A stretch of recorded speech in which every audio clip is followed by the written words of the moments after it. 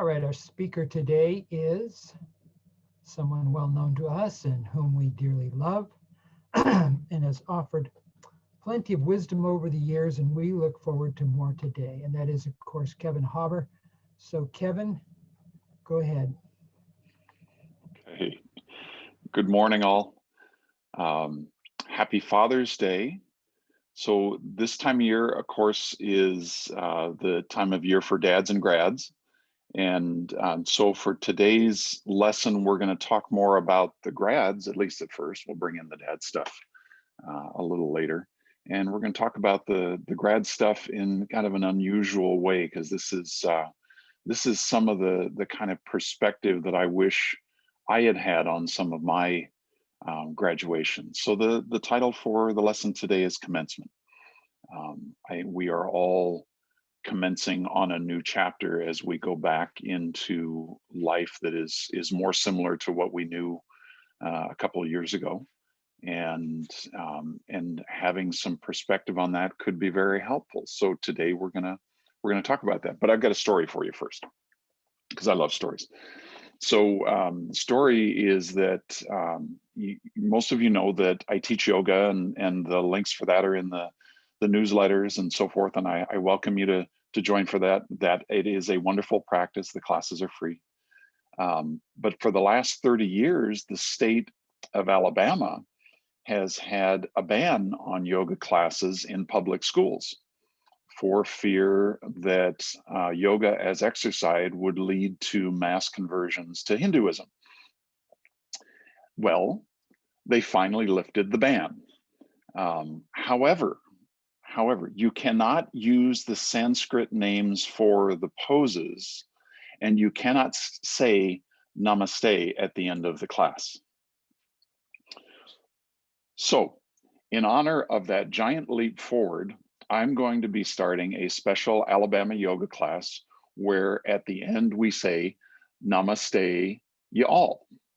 So feel free to come and join us on the yoga classes, and we will Namaste y'all. So there we go. So here we go. For the actual lesson today, I want to reference a piece by David Foster Wallace that he gave as a commencement address to the Kenyon Liberal Arts College. And he speaks about so many things that are pertinent to what we talk about here in Unity in the context of this commencement speech. Primarily listen for, where do we put our awareness? Where do we put our focus? And is it on the little self, or is it on something larger and something more expansive? So great thing to talk about in this graduation context. Okay, this is called, this is water. So here we go. Greetings, parents. Oh, and by the way, this is a longer piece, so buckle up and hang in there. And it's really good material, but going to be a little longer than what we might normally do, and that's okay. So greetings, parents, and congratulations to Kenyon's graduating class of 2005. There are these two young fish swimming along, and they happen to meet an older fish swimming the other way, who nods at them and says, "Morning, boys, how's the water?" The two young fish swim on for a bit, and then eventually one of them looks at the other and goes, "What the hell is water?" So this is a standard requirement of US commencement speeches, the deployment of a didactic little parable-ish story. The story thing turns out to be one of the better, less pretentious conventions of the genre. But if you're worried that I plan to present myself here as the wise older fish explaining what water is to the younger fish, please don't be. I am not the wise old fish. The point of the fish story is merely that most obvious, important realities are often the ones that are hardest to see and talk about. Stated as an English sentence, of course, this is just a banal platitude.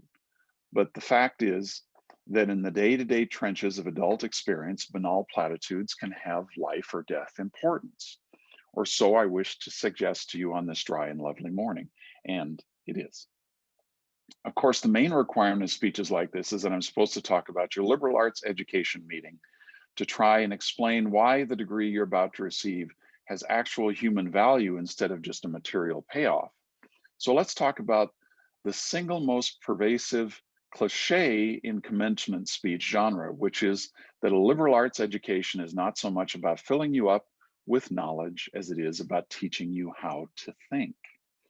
If you're like me as a student, you've never liked hearing this, and you tend to feel a bit insulted at the claim that you need anybody to teach you how to think, since the fact that you even got admitted to a college this good seems to be proof enough that you already know how to think.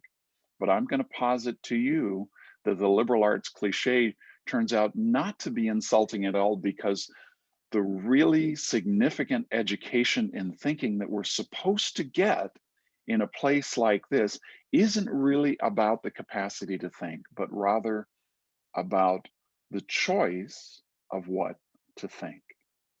So I'm going to give that one to you again, just because I want you to be able to take this home. The significant education and thinking that we're supposed to get in a place like this isn't really about the capacity to think, but rather about the choice of what to think about. If your total freedom of choice regarding what to think about seems too obvious to waste time discussing, I'd ask you to think about fish and water, and to bracket for just a few minutes your skepticism about the value of the totally obvious, i.e., set aside your judgments. Okay, so here's another didactic little story. There are two guys sitting together in a bar in the remote Alaskan wilderness. One of the guys is religious and the other is an atheist. And these two are arguing about the existence of God with the special intensity that comes after about the fourth beer. And the atheist says, look, it's not like I don't have actual reasons for not believing in God. It's not like I haven't experimented with the whole God and prayer thing. Just last month, I got caught away from camp in that terrible blizzard, and I was totally lost and I couldn't see a thing, and it was 50 below. And so I tried it. I fell to my knees in the snow and I cried out, oh God, if there's a God, I'm lost in this blizzard and I'm going to die if you don't help me. And now in the bar, the religious guy looks at the atheist all puzzled. Well, then you must believe now, he says. After all, you're here and alive. And the atheist just rolls his eyes, says, no, man, all that was that a couple of Eskimos happened to come wandering by and they showed me the way back to camp. Now, it's easy to run this story through the kind of standard liberal arts analysis, saying that the exact same experience can mean two totally different things to two different people, given those people's two different belief templates and the different ways of constructing meaning from experience, because we prize tolerance and diversity of belief, and nowhere in our liberal arts analysis do we want to claim that one guy's interpretation is true and the other guy's is false or bad, which is fine, except when we also never end up talking about just where these individual templates and beliefs come from, meaning where they come from inside these two guys, as if a person's most basic orientation toward the world and the meaning of his experience were just somehow hardwired, like height or shoe size, or automatically absorbed from culture, like language. As if how we construct meaning were not actually a matter of personal, intentional choice. Catch that. How we construct meaning is a matter of personal, intentional choice. Plus, there's the whole matter of arrogance. The non-religious guy is so totally certain in his dismissal of the possibility that the passing Eskimos had anything to do with his prayer for help, right? True, there are plenty of religious people who seem arrogant and certain of their own interpretations too, and they're probably even more repulsive than the atheists, at least to most of us. But the religious dogmatist problem is exactly the same as the story's unbeliever. Blind certainty, a closed mindedness that amounts to imprisonment so total that the prisoner doesn't even know he's locked up. Ever known someone like that, who was so imprisoned they didn't even know they were locked up? The point here is that I think one part of what teaching me how to think is really supposed to mean to be just a little bit less arrogant, to have just a little critical awareness about myself and my certainties, because a huge percentage of the stuff that I tend to be automatically certain of is, it turns out, totally wrong and diluted. And I have learned this the hard way, as I predict you graduates will too. Here's just one example of the total wrongness of something I tend to be automatically sure of. Everything in my own immediate experience supports that my deep belief that I am the absolute center of the universe, the realest, most vivid and important person in existence. Do you hear that little S self coming through in that one? Yeah. So we rarely think about this sort of natural, basic self-centeredness because it's so socially repulsive, but it's pretty much the same for all of us. It's our default setting, hardwired into our boards at birth. It's an ego thing. Think about it. There is no experience that you've had that you are not the absolute center of. The world as you experience it there is in front of you or behind you, to the left of you or to the right of you, on your TV, on your monitor, and so on. Other people's thoughts and feelings have to be communicated to you somehow, but your own are so immediate and urgent and real. Now, please don't worry that I'm going to get ready to lecture you about compassion or other directedness or other so-called virtues. This is not a matter of virtue. It's a matter of my choosing to do the work of somehow altering or getting free of my natural hardwired default setting, which is to be deeply and literally self-centered, and to see and interpret everything through this lens of self. Again, little s, self. People who can adjust their natural default setting in this way are often described as being well adjusted, which I suggest to you is not an accidental term. Given the triumphant academic setting here, an obvious question is how much of this work of adjusting our default setting involves actual knowledge or intellect? This question gets really tricky.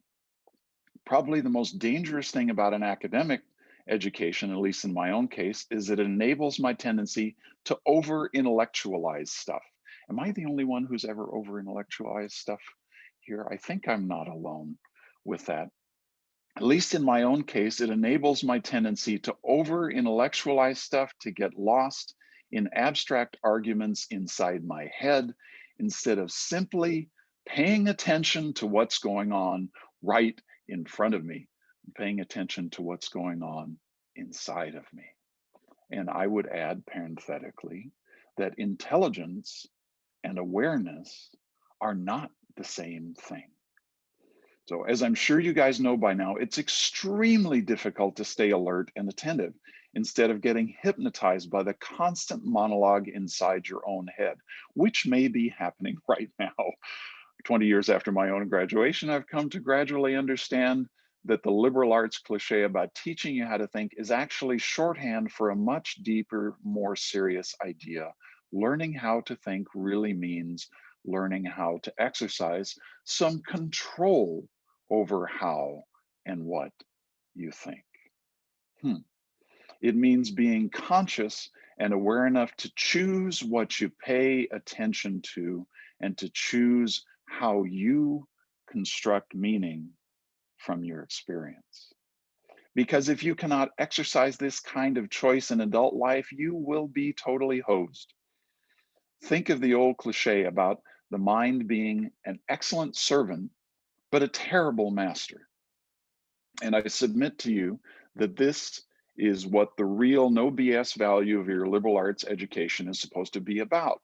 How to keep from going through your comfortable, prosperous, respectable adult life, dead, unconscious, a slave to your head and to your natural default setting of being uniquely, completely, imperially alone day in and day out.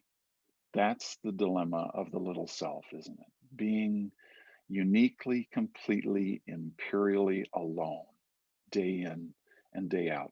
Now, that may sound like hyperbole or abstract nonsense, so let's get concrete. The plain fact is that you graduating seniors do not have any clue of what day in and day out means. There happens to be a whole large part of American life that nobody talks about in commencement speeches. One such part involves boredom, routine, and petty frustration. The parents and the older folks here will know all too well what I'm talking about. By the way of example, let's say that an average adult day, you get up in the morning, you go to your challenging white collar college graduate job, and you work hard for 8 or 10 hours. And at the end of the day, you're tired and somewhat stressed, and all you want to do is go home and have a good supper and maybe unwind for an hour. And then hit the sack early because, of course, you have to get up the next day and do it all again. But then you remember there's no food at home. You haven't had time to shop this week because of your challenging job. So now after work, you have to go get in your car and drive to the supermarket. And it's the end of the workday and the traffic is apt to be very bad. So getting to the store takes way longer than it should. And when you finally get there, the supermarket is very crowded because, of course, it's the time of day when all of the other people with jobs who are also trying to squeeze in some grocery shopping. And the store is hideously lit and infused with soul-killing music and corporate pop. That's pretty much the last place you want to be, and you can't get in and out quickly enough. You have to wander all over that huge overlit store's confusing aisles and find the stuff that you want and have to maneuver your cart around all of the other tired, hurried people with carts, et cetera, cutting out a lot here because this is a long ceremony. And eventually you get supper supplies, except now it turns out that there aren't enough checkout lanes open, even though it's the end of the day rush. So the checkout line is incredibly long, which is stupid and infuriating, but you can't take your frustration out on the frantic lady working at the register who's overworked at a job whose daily tedium and meaninglessness surpasses the imagination of any of us at a prestigious college.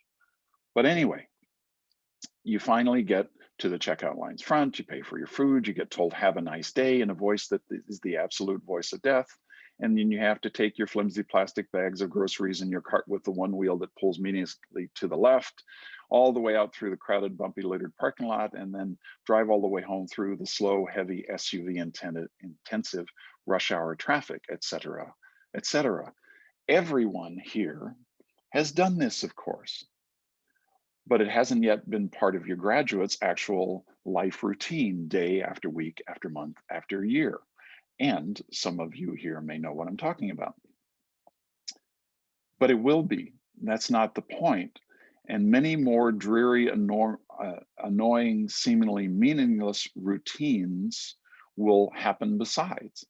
The point is that the petty, frustrating crap like this is exactly where the work of choosing is going to come in, because the traffic jams and the crowded aisles and the long checkout lines give me time to think. Now, if I don't make a conscious decision about how to think and what to pay attention to, I'm going to be pissed and miserable every time I have to shop. Because my natural default setting is the certainty that situations like this are really all about me, about my hungriness and my fatigue and my desire to just get home. And it's going to seem for all the world like everybody else in the world is just in my way. And who are all of these people anyway?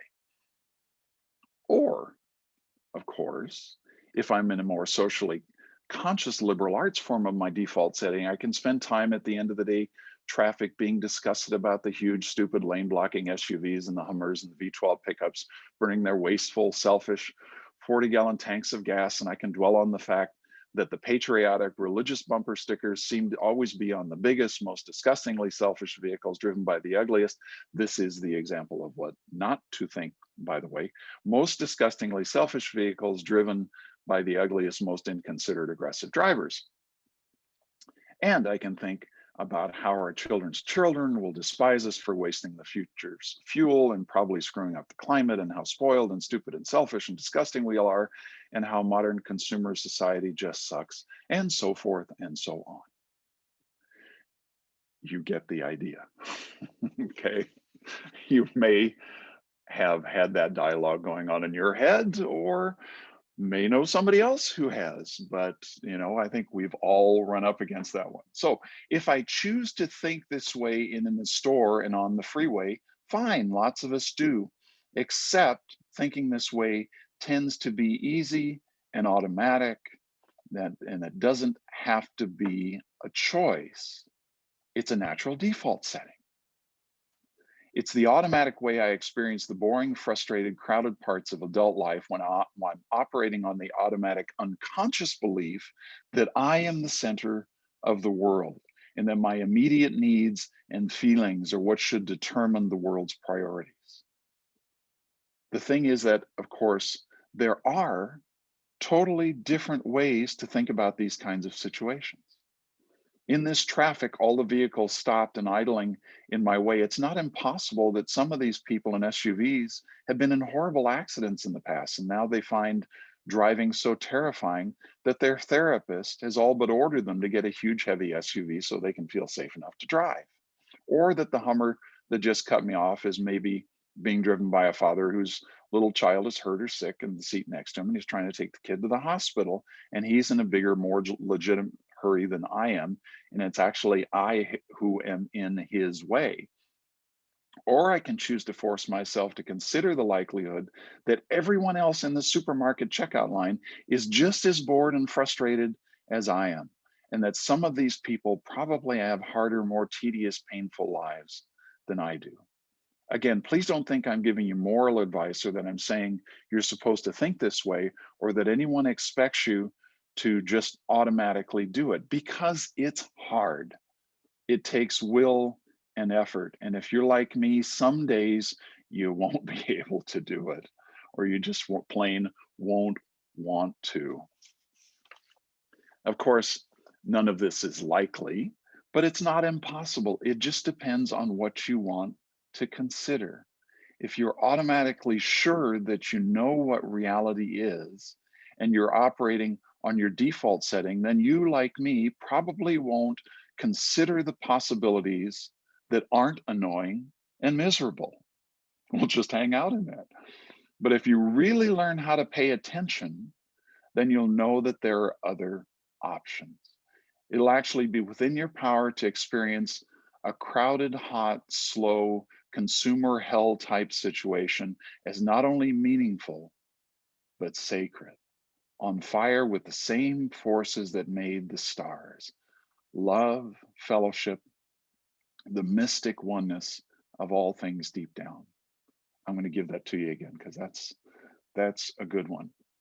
It'll actually be within your power to experience a crowded, hot, slow, consumer hell type situation as not only meaningful, but sacred, on fire with the same force that made the stars: love, fellowship, the mystic oneness of all things deep down.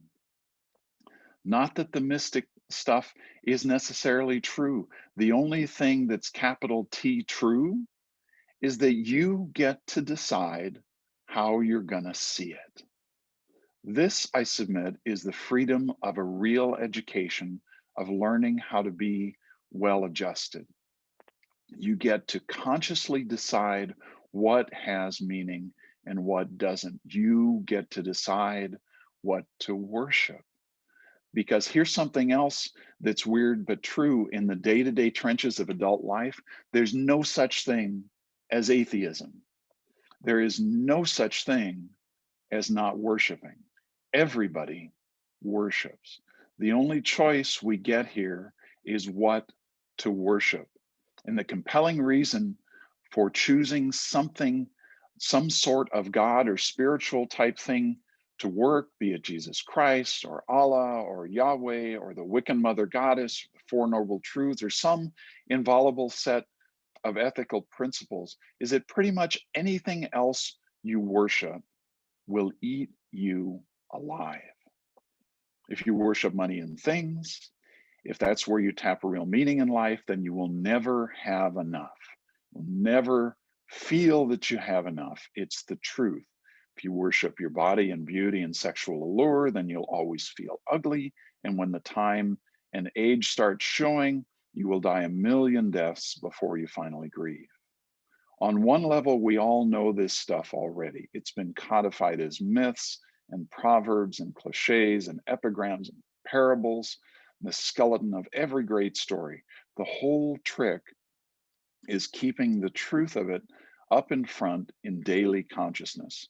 Worship power, and you'll end up feeling weak and afraid, and you will need ever more power over others to numb your own fear. Might we have seen that sometime not long ago? Worship your intellect, being seen as smart, and you'll end up feeling stupid, a fraud, always on the verge of being found out. But the insidious thing about these forms of worship is not that they're evil or sinful. It's that they're unconscious. They are default settings. They're the kind of worship that you just gradually slip into day after day, getting more and more selective about what you see and how you measure value without even being fully aware of what you're doing. It's kind of like when you have a news feed on the internet and it just keeps feeding you more and more of the kinds of stories that you've already read because somehow it knows what you want to hear, and you wonder why you aren't getting the messages that people with other belief sets are getting. Same thing. So the so-called real world will not discourage you from operating on your default settings, because the so-called real world of men and money and power hums along merrily in a pool of fear and anger and frustration and craving and worship of self, little s. Our own present culture has harnessed these forces in a way that have yielded extraordinary wealth and comfort and personal freedom. The freedom all to be lords of our tiny skull-sized kingdoms alone in the center of all creation. That's a wonderful line, so I got to repeat that one. The freedom all to be lords of our own tiny skull-sized kingdoms alone in the center of all creation. This kind of freedom has much to recommend it. But of course, there are all different kinds of freedom. The kind that is most precious, and you will not hear talked about much in the great outside world of wanting and achieving, the real important kind of freedom involves attention and awareness and discipline and being able to truly care about other people and to sacrifice for them over and over in myriad petty, unsexy ways every day. That is real freedom. That is being educated and understanding how to think. The alternative is unconscious, the default setting, the rat race, the constant gnawing of having had and lost some infinite thing. I know that this stuff probably doesn't sound fun or breezy or grandly inspirational, a way that a commencement speech is supposed to sound. What it is, as far as I can see, is the capital T truth with a whole lot of rhetorical niceties stripped away. You are, of course, free to think whatever you wish, but please don't just dismiss it as some finger-wagging Dr. Laura sermon. None of this stuff is really about morality or religion or dogma or big fancy questions of life after death. The capital T truth is about life before death. It's about the real value of an education, which has almost nothing to do with knowledge, but everything to do with simple awareness. Awareness of what is so real and essential, so hidden in plain sight all around us all the time, that we have to keep reminding ourselves over and over again. This is water. This is water. It is the ocean of life and cosmic awareness that we live and breathe and swim in. It is unimaginably hard to do this, to stay conscious and alive in the adult world day in and day out, which means yet another grand cliche turns out to be true. Your education really is the job of a lifetime, and it commences now. I wish you way more than luck. So just hang out with that for a moment. Isn't that an amazing perspective on living? with a broader awareness. And so here's where I bring in the Father's Day part of this, because in my men's group, we call in archetypes, we call in the sacred energies. And one of the archetypes that we call in is the archetype of Father Sky. And Father Sky is about the vastness above us. It's about all possibilities. It's about everything that may be even beyond what we're aware of in the moment. So I invite you on this Father's Day to consider Father Sky and all possibilities that Father Sky represents. Bring that into your life, into your relationships, into the world. So thank you, bless you, namaste, y'all.